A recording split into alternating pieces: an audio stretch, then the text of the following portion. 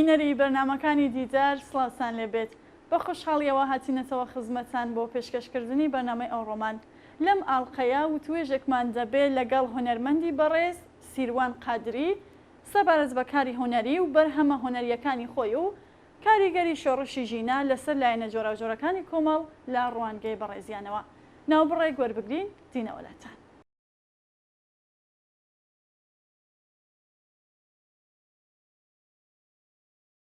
بڵێ کاکسیروانمان لە ڕێگەی سکایپەوە لەگەڵا کاکسیروان زۆر سپاس بۆ بەشداریت لەم بەرنامەیە سڵاوت لێبێت و وا دەکرێت بفەرمونون بەڕێستان چەند ساڵە سەرگەرمی کاری هۆنەری؟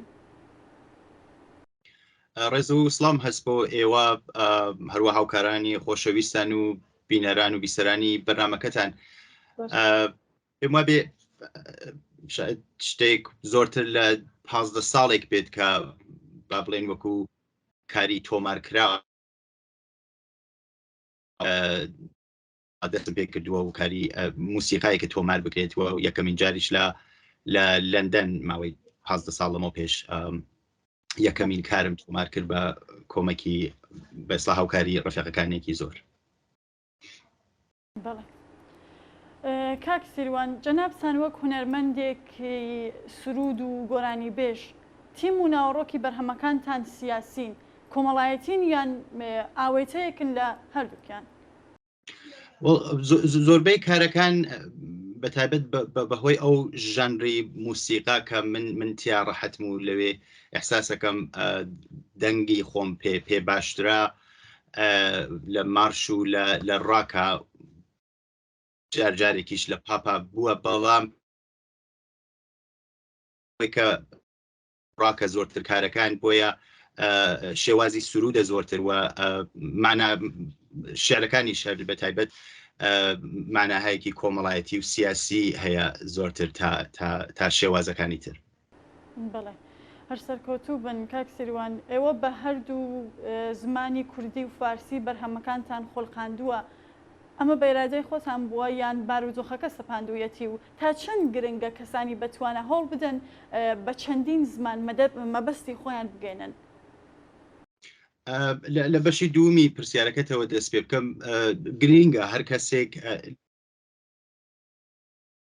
تەنیا هەر بەشێکی هۆنەر بتوانێت بە شێوەهایەکی جۆراوجۆر ئیسە بە زمانی جۆراوجۆر یان لە ژانرهایەکی جۆراوجۆرە بتوانێت کارەکانی بکات پێشکەشی جامعی بکات حتمما مخاتەبینیشی هەر بۆ ئەنازە زۆرترە بێتەوە. بۆ منیش هەروە بوو چۆن بەرحاڵ زمانی فارسیش بە باشی ئەزانم و هەروە زمانی کوردی ئەو ئیمکانم هەبوو کە کارەکانم هەردوو فارسی و کوردی ببێت و بەتایبەت ئەو ڕەفیقانەی کە من لەگەڵ یانە ئیش ئەەکەم و ئیشم ئەکرد چ لە ئێران و چ لە ئوروپا زۆربەیان بەسڵاب کورد نین و بۆیە ئەو کارانێک بەسڵا پێشنەهات و با بڵێن مێلۆدی یان موسیقی و ئەمانە بەشێکی زۆری فارسیە بەڵام شتێکە مهمە لە هونەراوەیە کە زمان ئەتانم بڵێن بە تەواویەتی معنای خۆی لە دەست ئەدات لە ناو هونەرەکە ئەبینین و ئەوە شتێکی باشە بە نەزەری من ئەبینین زۆربەی لە بەسڵام موسیقی موزیک مێلۆدیە کوردیەکان لە وڵاتەکانی تر ئەیخوێنن بە زمانی هایەکی تر و هەروەها وڵاتەکانی تریش ئێمە وەکو کورد وەکو فارس وەکو ئێرانی وەکو هەر شتێک مێلۆدی و موسیقا و شیان بە تەرجمەوە و ئەمە ئەتوانێت شتایکی زۆر نەک تەنیا موسیقا بەڵکو ئەتوانێت فەرهەنگێکی تر شێوە بیرۆکردنەوەیکی تر بهێنێ لەگەڵ خۆی و فەرهەنگەکان زۆرتر پێکەوە نزیکەوە بکات. پێم وابێ هۆیکی تری ئەوەی کە من بەڕاستی علاوە بەرەکە بەلەخرە توانایی زمانی فارسیشم بوو وەکو خوێندن و ئەمانە بەڵام ئەمەش مهم بوو بۆم کە بەرحاڵ ئەو شتێکە خۆم مەدی نەزەرم هەیە و ڕەفیقەکانیشم هەروە لە موسیقای موزیکیان داناوە بۆم و ئەمانە بتوانین بەرحاڵ مخاتەبێنێکی زۆرتر بۆ خۆمان پیا بکەین و قسەکانمان زۆرتر بگەێنین و لە مەحدودەیەکی بچووکە نەمێنینەوە. بەڵێ بەڕێستان وەک هۆنەرمەندێک و چالاکێکی سیاسی باباسی شۆڕشی ژینایش بکەین بە چ شێوازێک بەشداریتان لەو شۆڕشە کردووە چەر بەرهەمتان لەو بوارەدا هەیە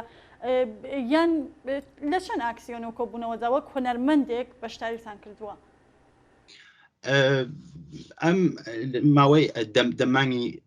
بێسڵ لەمە پێشکە شۆڕشی ژینا لە شەهری وەرەوە دەستی پێکرد بەداخەوە ئیمکانی ئەوەمان نەبوو کە بتوانین وەکو بەرهەمێکی نوێ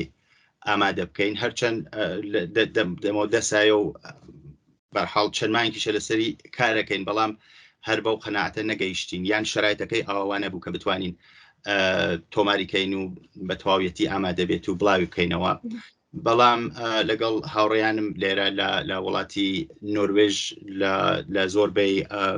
کۆڕ و کۆمەڵ و ئاکسیۆن و ئەمانە بەشدار بووین جا چێ بە وەکو هەر کەسێکە بۆ تەزاهورات ئەڕواتیان ئەوەی کە کەش کرد بێت بەرحاڵ شێعر سوخەنڕانی هەر کام لەمانە بێت لە ئاخرینیشی ئەگەر ئیشتبانەکەم لە شاری وەستفۆڵد شتێکی ئاوا بوو لە هەر لە نۆروێژایە چەند ساعتێ بێمەوە دوور بوو فستیواڵێکی چەند ڕۆژەی کوردی بوو کە لەوێ بەشدار بووین و بە شانازیەوە بەرحاڵ لە درێژەی ئەم دەهمانگە زۆرتر من بۆ خۆم پێم باش بوو کە تا ئەو جێگەی کاتانم وەکو فعالێکی سیاسی کار بکەم پێم وابوو ئەو لەو ڕێگاتوانم باشتر تەسیردا بنم یان خۆم بەرحاڵ بە ئارامشێک بگەیم با تەوەجۆ بەتەوە ئەو شەرایەتی تاڵ و ناخۆشەکە لە ئێران ئەمان بینی ڕەنگە ئەمە بەهۆیەوەی کە نەمانتانی بەڕاستی وەکو موسیقا کار بکەین وەکو ژەنیار وەکو خواننده وەکو ئەمانە بەڵام ئەم دەمان خۆم ڕفیقەکانیشم هەروە وەکو هەزاران کەسی تر لە ئاکسیۆن و تەزاهورات و خۆ سمینار و فستیواڵ و ئەمانە بە بۆنەی ڕاپەڕینی خەڵکان لە ئێران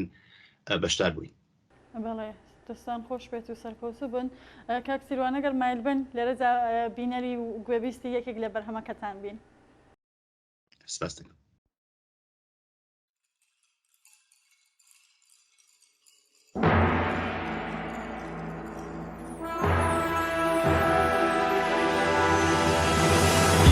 نەبین نەداری دەچیتە سەربەر نەنانی دەچیتە تەنوور نە ئەو دەگاتە بەرماڵێک لە شەقام پڕ دەبێ لە نور ئێمە نەبین نەجەسە پۆشاکی هەیە نەبینایەک سەر هەڵدێنێ لە مەکینە کار دەکات و لە مەزرایەک دەچریوێنێ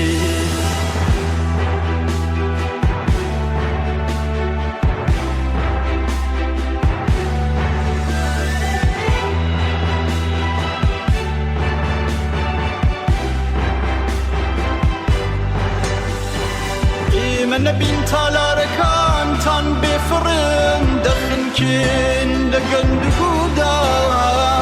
لە فرۆکەیەک هەڵدەستێن ڕاکەنڕۆڵ دێ بەدوودا ئێمە نەبین نەکەوشێک دەچێتە پێتان لە ڕێگە و بەندەڵ نەوازە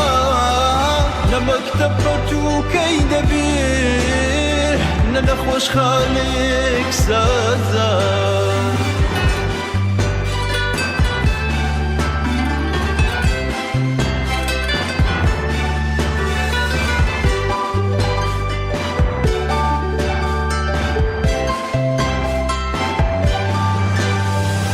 ئێمە نەبین خۆشەویستی پارە و پوڵە مرۆڤ ڕەنجۆر نایەکسانە شادی و خۆشی بەتاڵان چوو بەشی نەدار دەرد و ژانە ئێمەی هێزی کار خوڵقێنەر ئێمەی بێبەشی داهێنەر دەبێ دەوری بەراوە ژوور وەرچەرخێنینەوە یەکسەر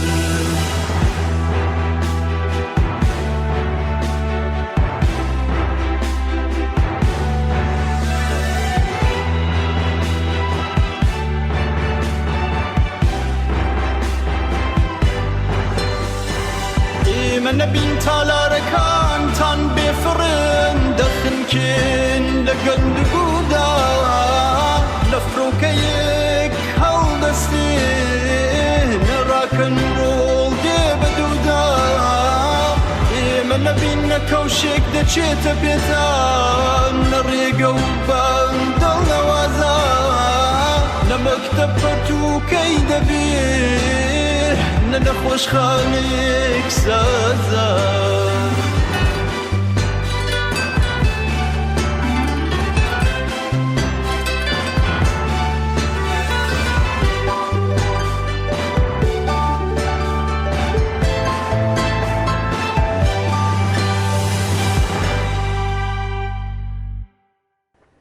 بەڵێ کاک سێروان بابینەوە سەر پرسیارەکانمان ماوەی نزیک بە ساڵێکە شۆڕش و ئاخێزی ناسراو بەژینە ئاستی کۆمەڵگای ئێرانی داگرتووەکو پێشتر ئاماژەمان پێدا ساڵگەردی ئەم ئاخێزە نزیکە تۆسیە و ڕێنمایت بۆ هەڵسوڕاوانی سیاسی و مەدەنی ئەدیبان هونەرمەندان چییە بۆ ئەوەی بە شێوەیەکی چالاکانە بەشداری کۆڕ و کۆبوونەوەکانی ئەم یادەبن؟ ئێمە لە ئێران شاهدی تاغیراتێکی ژێر و ڕووکنندەین کە وەسعەتەکەیشی نابێت یارە منتەقەی خاوەرمیانەوە حتا لەویش فەراتر تا شماڵی ئەفریقا بێت لە تەبعاتی ئەم شۆڕش و ئەم راپەڕینە کە لە ئێرانە هەیە حتمما بێبەش نابێت گرنگی ئەمە مهمە کە ئێمە ئەهەمیەتی ئەم مەقتەعەکە تیاین بیزانین کە چه اتفاقێک خەریکە ڕوو ئەدادوە ئێمە لە ئەم سەردەما بەخۆشیەوە شایدتانم بڵێم شاهدی ئەم تەحوڵە هەین ئەمە ئەرکێکی زۆرە خاتە سەرشانی هەموو کەسێک لە کرێکارەوە بیگرێت تا دکتۆر تا پەرستار تا هونەرمەند تا هەر کەسێکە لە هەر بەشێکی کۆمەڵگایە هەیە ئەم ئەرکە ئەبێ لە سەرشانی خۆی ببینێت دیارە وەکو هونەرمەندان ئەگەر ئێستا من مخاتبم ئەوان بێت کە ڕەنگە ئەوان وەکو لە موقعیەتێکی بەرحاڵ بە بۆ نێوەی کە مخاتبیان هەیە و دەستڕسیان بە میدیای اجتماعی زۆرترە و ئەمانە وەکو ئیلیتێک لە ناو کۆمەڵگا بیان بینم ئەرکی سەرشانی ئەوان بە نەزەرم زۆر قورسرە یەک ئەوەی کە بتوانن دەنگی خەڵک دەنگی ناڕزایەتی خەڵکوە ئەکاستانەوەی ئەو جنایەت و کوشتار و زیندان و هەموو ئەو شتانە کە کۆماری ئیسلامیەکە بەسەر خەڵکە لە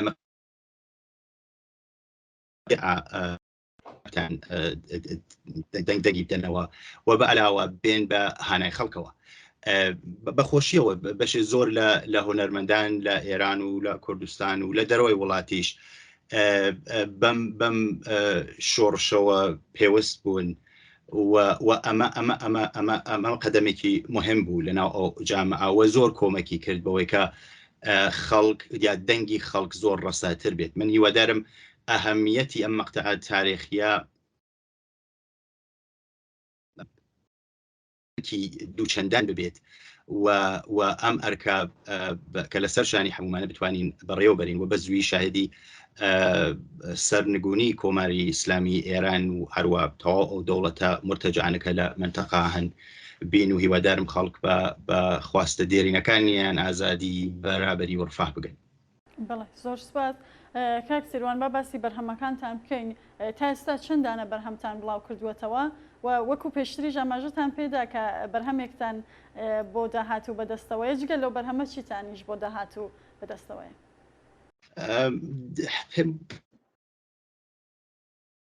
یا وەکو کاری خۆمان من و هاوڕێیانم چ لە ئێران چ لە ئەوروپا هەروواکەوتم 12 کارێک بێت شاید کە لەسەر ئینتەرنێتەوە بڵاو بووێتەوە دوو کارمان بەدەستەوەی ڕاستیەکەی بەڵام هەروواکەوتم ئەم چەند مانگە بەڕاستی سەرقاڵی زۆر چت بووی ئەوە تاسیری ناسەر سەرەوەی کە بەڕاستی کەمتر بتوانین شایدیش دروستەوە بوو نازانم کەمتر بتوانین کاری موسیقا و هوەری وەکو با بڵێن بەرهەمێکە تازە بێت و بڕۆین کاری بۆ بکەین و ئەمانە بەڵام ئەم دوو کارش من هیوادارم معناوەکەی هەر کۆمەڵایەتیە و مەسائلی سیاسی و اجتماعی جامعە لەبەر ئەگرێت بۆیە بەرحاڵ درەنگ نابێت و هیوادارین بتوانین لە زەرفی 1-2 مانگ 4-5 مانگی ئایندا ئەوە منتەشر بکەین و بڵاو بکەینەوە. بەڵێ هیوادارم و سەرکەوتوش بن. من پرسیارێکم نەماوە کاکسیروان ئەگەر لە کۆتاییدا خۆتان دەسانەوەی ئاماژە بە شتێکی نەوتراو بکەن بفەرمونون. نا زۆر سپاس دەکەم من فقط جارێکی تر باتەوجۆ بەوەی کە ئێمە حدودەن 2 مانگمان ماوە بە ساڵگەردی قەتڵی حکوومەتی ژینا و هەروەها بەرحاڵ سەرهەڵدانی نوێی خەڵکی یا کۆمەڵانی خەڵک لە ئێران هیوادارم هەر کەس بە هەر شێوەیە کە ئەتوانێت لەم ماوە تا ئەو مەقتەعە لەمڕۆ تا ئەو مەقتەعە بە تایبەت لە داخل باسێکی ترە بەڵام لە خارج لە ئێران لە دەرەوەی وڵات سازمان و نەهاد و ئەحزاب و کەسایەتیەکان ئەم ماوە بتوانین هەمومان دەست بە دەستی یەکەوە لە بڵێن ئاکسیۆن و سەمیناردانان تا نامەنگاری لەگەڵ نەهادهای حقوق بەشەری و دەنگدانەوەی بەرحاڵ ئەو اتفاقەتەکە لە ئێرانە هەیە و هەر چەشنەکارێکە لە دەستمان بێت بتوانین ئەنجامی بین و کۆمەکێک بین بۆ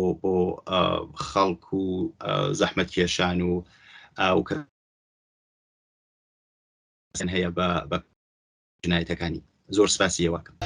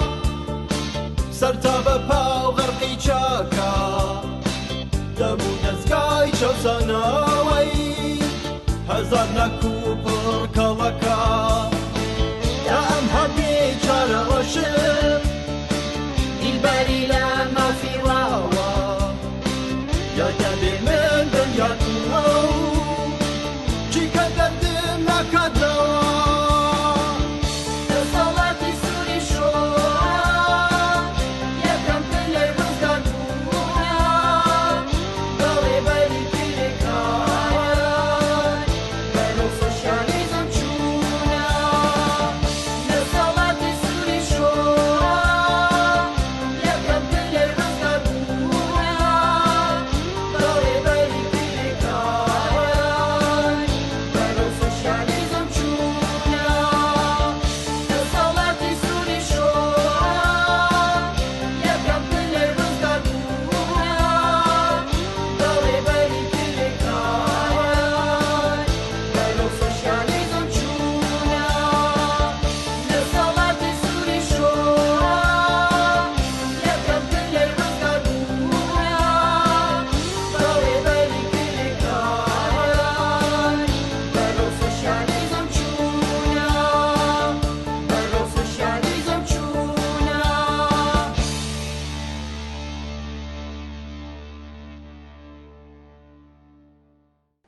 بەڵێ ئازیزان و بینەرانی خۆشەویست بەم شێوەیە هاتینە کۆتایی بەرنامەی دیداری ئەم هەفتەیەشمان بۆ هیوای ناوڕۆکی بەرنامەکە جێگای سەرنجی ئێوەی ئازیز بوو بێت تا بەگەیشتنەوەیکی دیکە لە بەرنمەیەکی دیکەماندا بە ژیانێکی پڕ لە کامەرای ئینتەرنێت دەسپێرم.